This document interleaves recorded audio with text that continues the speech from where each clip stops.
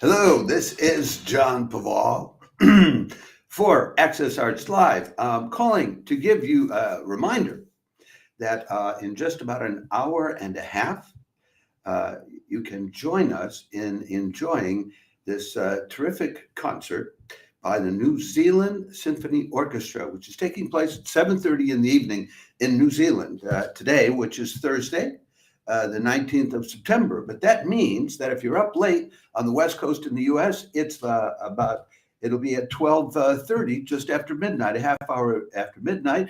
And if you're here in Europe, where I am, I'm in Paris, France this week and coming weeks, it's at 9:30 in the morning. This is a terrific concert of three pieces, which all of which are enjoyable, but one has tremendous extra value. I'll tell you about it. They'll be doing Copland's Appalachian Spring, which is about a wedding in Appalachia, and it's always pleasant music to hear late at night or early in the morning.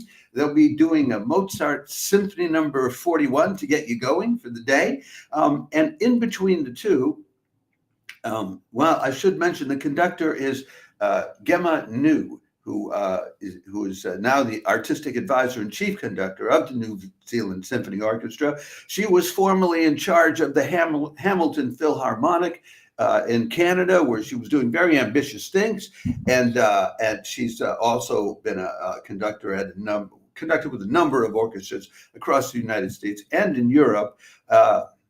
And she'll be accompanied, and she's a former Duda Mal Fellow with the LA Phil, as a number of these women who are part of this great wave of new women conductors are, which I'm so pleased to see. Now, what I want to tell you about is the other piece they're doing. Here's a picture of Emma, so you can get a look at her while I'm talking. You won't see that on Instagram, but because I have to stream on you separately. This is.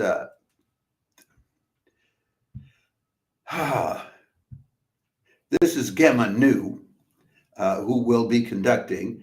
And then I want to also show you a picture of the pianist on this other piece that they'll be doing, which is Piano Concerto number 3. It's the very dynamic Stephen DePledge, who's also from down under in New Zealand, but he has acquired more of a reputation than that. And they'll be doing a piece by this guy, Lyle Cresswell. And there's a story behind this piece. Stephen DePledge commissioned Lyle Cresswell to write his first piano concerto back in 2012. And Cresswell did so, and Stephen DePledge premiered it, and it was onward and upward from there. But at the end of 2021, Cresswell sent to Stephen DePledge his Piano Concerto number 3 so that Stephen could premiere that or do something with it. And before Stephen could do anything with it, Lyle Cresswell had left this earthly veil and moved on to wherever it is we move on precisely after we're done here. So that is the piece that they will be premiering today, 9:30 in the morning, European time, 12:30 late night on the West Coast. And I'm sure that this is going to be a very moving and powerful event for Stephen DePledge, and we can expect to get the very best of what he can do with what are, in effect, Cresswell's last words to us. Why do I say they were Cresswell's last words, even though it's music? Because not long ago, well, it was back in 2016, before the COVID madness and all of that, he was asked on, Cresswell was from New Zealand, but he lived most of his life in Scotland, died in Edinburgh.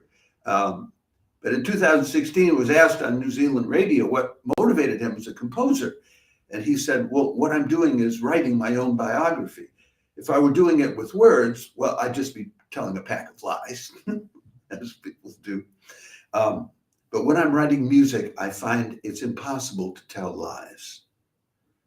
I'm telling my story, my view of the world, in terms of feelings and emotions. Well, we put that together with, these are his last words, his last view of the world, being played by Stephen DePledge, a piano whom he loved and who loved him.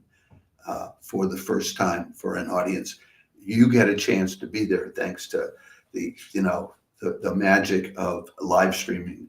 In order to do so, it will cost you a 1-month subscription to the New Zealand Symphony Orchestra, which I think is worthwhile. It's only 10 New Zealand dollars, which is about 460 or 5 euros or 5 American dollars. So it's absolutely worth it. I'm going to get off now.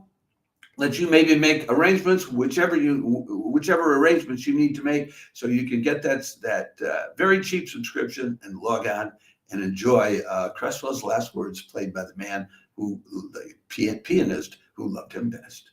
Ciao for now.